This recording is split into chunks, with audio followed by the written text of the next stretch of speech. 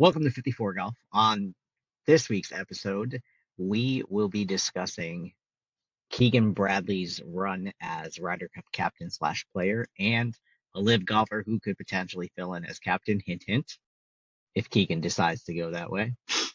LIV Golf returns to Dallas, not for the team championship. This time we have an actual event at Maridoe Golf Club. Bryson, DeChambeau, and the Crushers home course. Some pretty hefty stakes on the line, especially for Sergio Garcia, who, of course, wants to be in the Open Championship.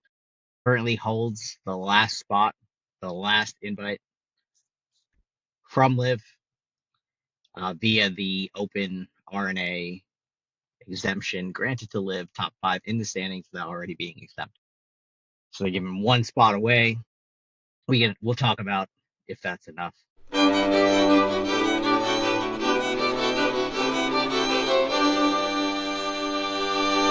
And Bradley deserves to be on the Ryder Cup team. I don't think there's any doubt about that. After his win at the Travelers this week, come from behind to leave Tommy Fleetwood winless still in his career. Keegan's already said that he won't select himself if he's captain to be a player. But I think American golf fans would disagree with him if he did not pick himself. Can he be a captain and a player? Can he be a good enough captain and play at the same time? I think he's better than some of the guys that are automatically qualified to play. He's always played well in the Ryder Cup. He's got that attitude that we want in the Ryder Cup, and I think it would be great to have a player captain in the Ryder Cup. Can you tell me what's involved in being like the captain? Like, do you have to set matchups and stuff like that? Like, you're saying, can he handle being a player captain as opposed to just being the captain? How much extra goes involved to him being the overall captain that would maybe distract him from being a player captain? Like, yeah, typically, like, the captain will go out, they'll be out on the course and they'll be watching the guys play. So they'll get a gauge as far as like how the guys are playing in the morning and start to prepare a plan of attack for like the afternoon sessions where they may do like a team, alternate shot or some kind of team, more like a two-man team competition. The captains set those lineups. And so typically like earlier in the day, you'll see the Ryder Cup captains actually like trailing their guys, getting a feel for their game, like day up, talking about like coaching type, captain type stuff, day up. And with him being out on the course, focused on his own game on the range beforehand, where he's got to pick even the singles matchups, right? Like if he's out on the range, maybe he had a bad day one, and he's trying to fix something. Can he really fix, something in his swing and also set the best lineup for the team? That sounds like a lot. It sounds like way too much. And for a guy that like Keegan Bradley that hasn't, as far as my knowledge, won all that much, it feels like too much. He's been a good Ryder Cup player, but he's got assistant captains. He does have assistant captains, but ultimately the decision falls in his lap as the captain of the team. And so any lineup move, any, who's going to sit out type of deal, that comes from the captain. Like, yeah, of course, the assistant captains can weigh in and let him know. But really, you want your captain to be, I think, fully focused on doing the captain's things, because the Ryder Cup is hard enough if you're captain, as a captain, being fully focused. Take some of that focus away and put it towards your playing. I think you just make yourself a weaker captain and a weaker player. And America is for sure the underdog heading into Bethpage with the way that the point system is set up against them. Or should I say, players have been earning points that you wouldn't typically have expected. So you got like lesser names, inexperienced, probably a more inexperienced Ryder Cup team than we may have ever had. My personal opinion, and this is definitely Homer, but whatever, you need a guy who's a leader with experience, who isn't playing, to be the captain of the Ryder Cup team. And that guy's Phil Mickelson. You don't want a weak player and a weak captain. You can't have both. You want to have And Keegan right now, not saying he wouldn't be a great captain. I think he would be a great captain. He's fiery. He's got the experience in the Ryder Cup, Oh yeah. but he is so much more valuable to this team right now as a player. Way more valuable than he is as a captain. He just is. Yeah, no, that all makes sense. I expected you guys to say we don't need a different captain because these guys are professionals and they should be able to go out there and handle their own business. I expect That was why I asked that question.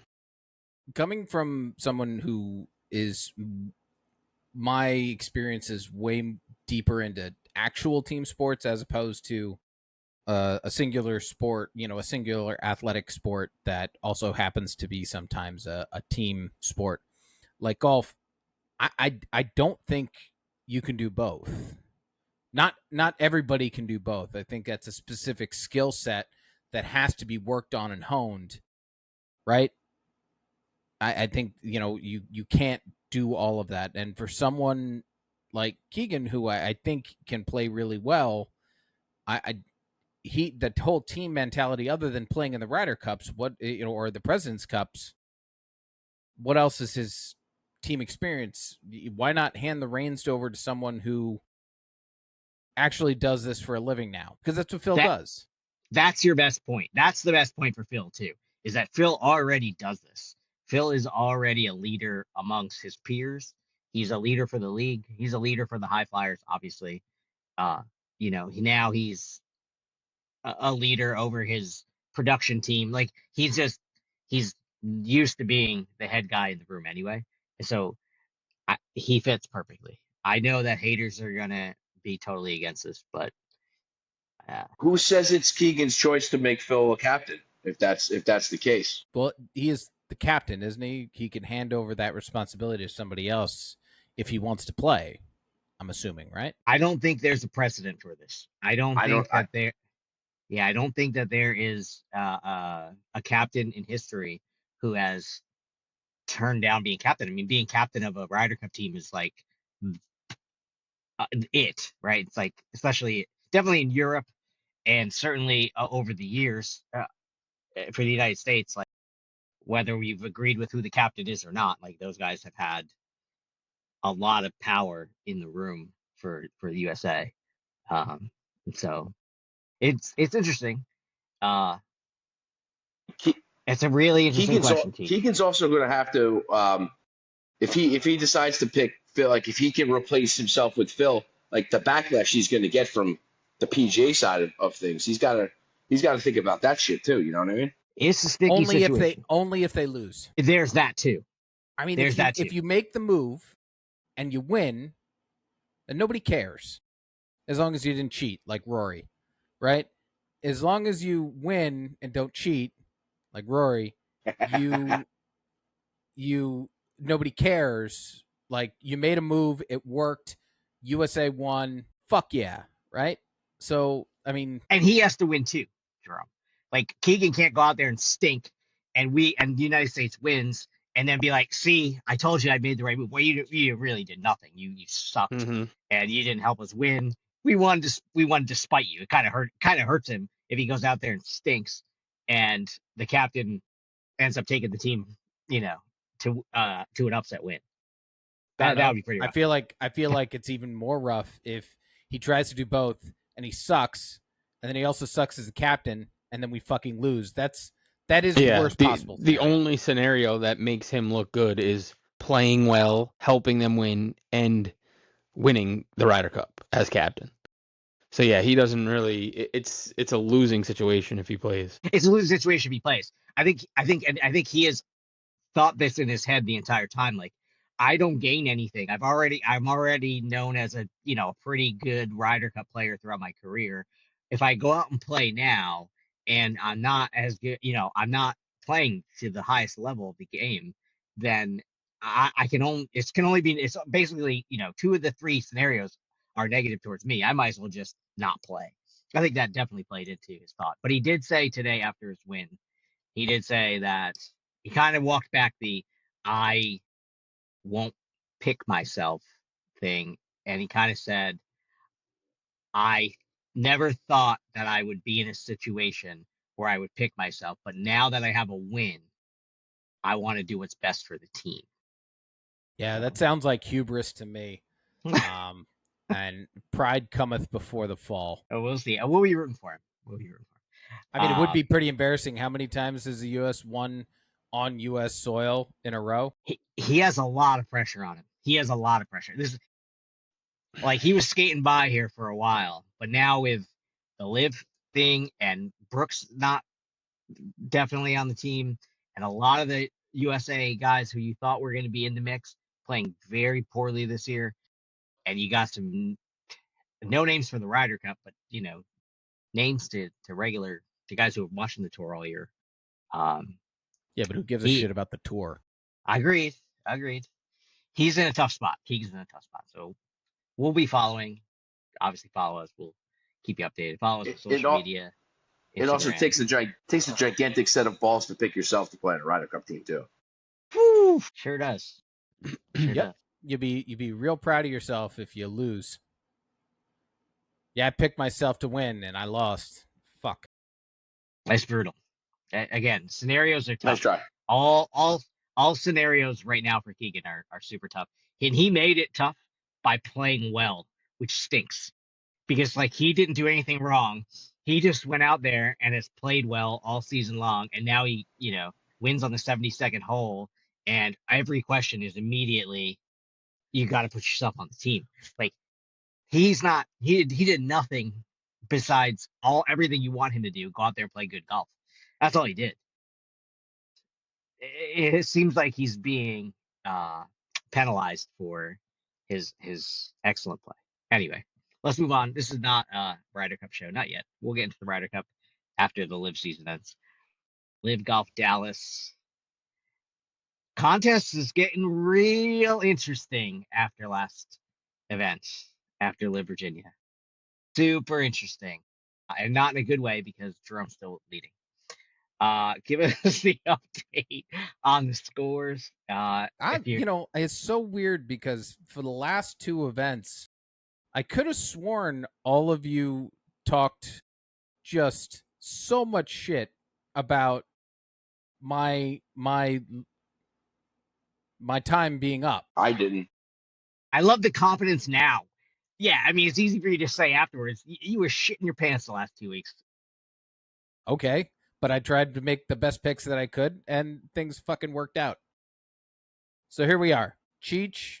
So we're going to start in last place with you, Aaron, you fucking loser. This is the last week I'm picking in last place. I'm telling you that right now. Okay. Yeah, we'll see about that. We'll see what happens next week. You are 45 under.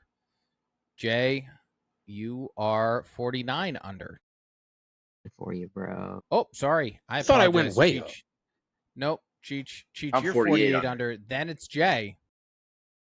Then it's Jay at 49 under. And I'm at 58 under. Hell of a comeback by me. By you. Me. Let's go. I've been dead last all year. I got a chance to get out of the skirt this week. Easy. I got all the big guns. I think it's more of a collapse than it is a Kitten, there's so much rally time for you, left. Jay. There's so much time left to pick. I went from last the first 2 weeks to Aaron going last. I'm making my way back, baby. Come on. I'm in second now. Yeah, but I'm choking. Yeah, well. By the same margin I beat you last Monday. So what are our picks here? Let's make our picks. I obviously picked first. I am taking the team that won the team championship in Dallas last year. I'm taking Ripper. And I wanted to double up because Aces and Thomas Peters did well. But it's a little, I'm just too scared to do that. I really want to get out of this skirt scenario. So I'm going to play it kind of safe. And I'm going to take Waco Neiman. I haven't taken him yet. So I'll take the best player plus the team that won in Dallas last week. I heard he might skip this week. And hope that this is... It's locked in. Hope that this is the week. Cheech! All right. I'm gonna go with John Rahm because I still have Rahm on the board and I need to get back and pass Jay. So I'm gonna take Rahm. And I'm gonna go with Smash this week. I gotta use them and have shit left for teams, so I'm gonna go with Smash. Tough. Okay. At least I'm honest, right? Sure are. Maybe Taylor should be happy after his Thunder win the NBA championship. I mean, Halliburton did tear his Achilles. Yeah, in the he's first out. quarter, He's done. That was gross, dude. Anyway, go ahead. I'm gonna go team 4 aces and a player torn here. I think I'm gonna go.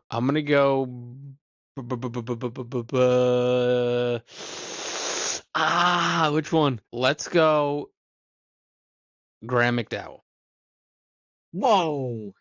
Go. That has got to be the first GMAC pick in Ever. 3 years. It has to be. Let's go, baby. Who does he Fired play up. for? I hope you Smash. enjoyed second Smash. place. He plays for Smash, dude. He's Let's the go. fourth. He's the fourth best player on his team, I think. What a pick! That would be. Just this wait. would be a phenomenal. Just pick, dude. wait. This would be a phenomenal pick. He was in it. I have to say he was in Virginia. He played well in Virginia, so he's coming in with some confidence. He did. He played real well in Virginia. He did. Let's go. He did. He just threw Jerome's whole game off. He has no idea now. He's like, I didn't even know Graham McDowell was in the league still. I can honestly say I have never heard that fucking guy's name. My God. Let's go. Amazing. Makes me even more happy. When I worked at Circuit City, those were the heydays of Graham McDowell. Woof. That was not Circuit City, Dick's Sporting Goods. Those were the heydays. Not that anybody cares, but you guys ready for my picks? I mean, Yeah. you've been waiting. Thought you were on a delay like Cheech. I'm all ears. So I've been saving Fuck this you. pick for Dallas. Oh, I'm going with Bryson. And my team pick had to go back to the drawing board. So I'm going to go with the High Flyers. You have to take him. Got it. You I can't gotta hate. You gotta take can't hate everybody on at some any team. point. Yeah, you can't hate on the team pick. You can't hate on the team picks. I gotta take them. Hey, they got me team points. Nice. This is the week Bryson said he was going to experiment with the Spalding clubs, so hopefully he crashes and burns. But yeah, hopefully he finishes in last place. At least if he does well, you could post a picture of all of us. Plus 35. Very cool. At least my legs still look youthful. So there's Oh, that. goodness. So I mentioned up the top of the show, LIV Golf Dallas. We'll do this real quick. LIV Golf Dallas is the point in the season after the final round, after Championship Sunday, where the standings matter for an exemption into the field at the Open Championship, the British Open, and Portrush. Currently, Sergio Garcia holds that spot. But there are some guys who are not in the field yet, who are not very far behind him in points, and could leap him with like a top, let's say a top 5-ish finish and a Sergio no points finish in Dallas. So if Sergio, which is not crazy to think, Sergio falling outside the top 24 because he's not been playing well of late. And then these guys a chance to get into the top 5. So real quickly, Jay, you're just gonna give me one name. Which one of these 4 players would you either, 1, rather see in the Open Championship than Sergio, or 2, think can outscore Sergio by enough points in Dallas to pass him? Lucas Herbert, Sebastian Munoz, Dean Burmester, or David Pooch? Pooch. You'd rather see him, or you think that he's going to get it done?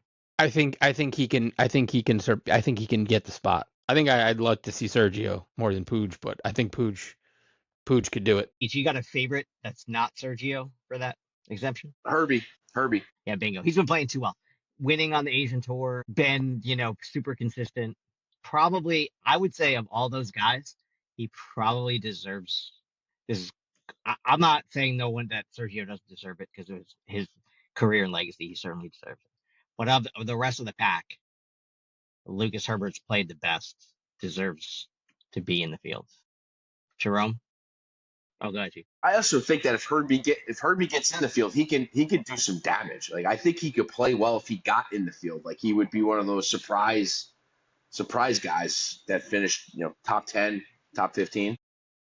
Love it. Be amazing. Sure, we got a feel for any of those 4 guys over Sergio? Yeah, I think Herbert could do it. I mean, he's had a really good season so far. I mean, only two bad finishes this year. I mean, he's obviously sitting right behind Serge in the rankings. So, I mean, if there's So anybody that could overtake the him, least that's him. needs the least amount of point Yeah. differential in this event for sure. Selfishly, I hope Sergio turns it around and has a good week because I do like Sergio and I hope he gets to play at the No, Open. I'm with you too. I like Serge. I'd rather him go, but I think if it's not Serge, it'll be Herbert. Huge. I think we all want Sergio to make it.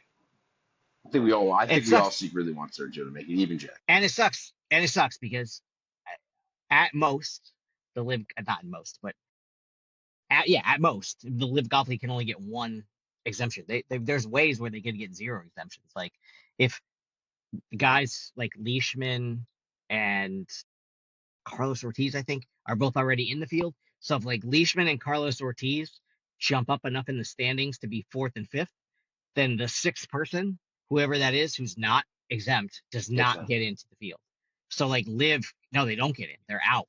And so LIV can only be from the top 5. So you have to be in the top 5 and then also not already in the field. That's kind of, to me, that's horseshit. Like, give a spot or don't give a spot. The standings either are good or the standings aren't good. Like you can't play both. You can't be like, you have to be X whatever number of player. And now I see where they're trying to protect themselves. Like if the top 14 guys, now you got guy 15 and maybe okay. But we're talking about five spots. That's just pittance compared to the other exemptions that are given. PGA Tour, OWGR, all those things. It's whack. We're going with the big guns. We're going probably with the best group that we can put together. But yeah, it'd be nice. So to last see. chance to get one this year. A lot of pressure. Going a season without a major championship for LIV would be it'd be a long off season, boys. Oh yeah. It would be a long off season. A lot of negativity and then the fact that potentially Bryson is the only LIV player to play on the American Ryder Cup team. That's a long off season. That's a long. It would be retarded not to pick Brooks just for his track record at that course. For sure, and the fact that he finished T12 at the US Open, so he still has a little something there. He's got a little something in the big moments on the big courses. He's still got it. All right, well, that was fucking exhausting 40 minutes for someone who knows they're gonna have to edit for the next 3 fucking days to get this thing to sound like an actual. Good luck with that. I'll take that one. That's all good. Jerome, take us home. Thank you so much for listening. Please hit like, please hit subscribe, hit the bell in the corner so you get notifications when we're posting. Comment below who you think is going to win LIV Dallas, and let us know some suggestions for internet service for Cheech so that we don't keep having this issue. Maybe if one of you guys out there in the internet, in the ether, do this for a living, you could reach out to us and try and hook Cheech up so that we don't keep having this fucking problem. J2, I mean, like maybe a twofer, because I'll have new cell phone service after tomorrow, so it might work. He's getting off. Jay's getting off so easy because of Cheech's shit connection. Yeah, it's unbelievable. Mine's a technical malfunction. His is poor service. Yeah, right. Yours is you don't know how to use. I'll have a new service after tomorrow, so we'll see. Maybe it works. Lighten up, dude. Who knew that missing fucking thumb was the issue the whole time? Yeah. God, look at that. Missing thumb, missing teeth. It's all the same shit. God. Keep that thing up there for a second so I can get a screenshot and put that fucking thing out there. The child that came from that has half a thumb. God. Somewhere. This is by far the most disgusting 3 minutes in the history of our show. I gotta get so we have to top it. Let's get the fuck out of here.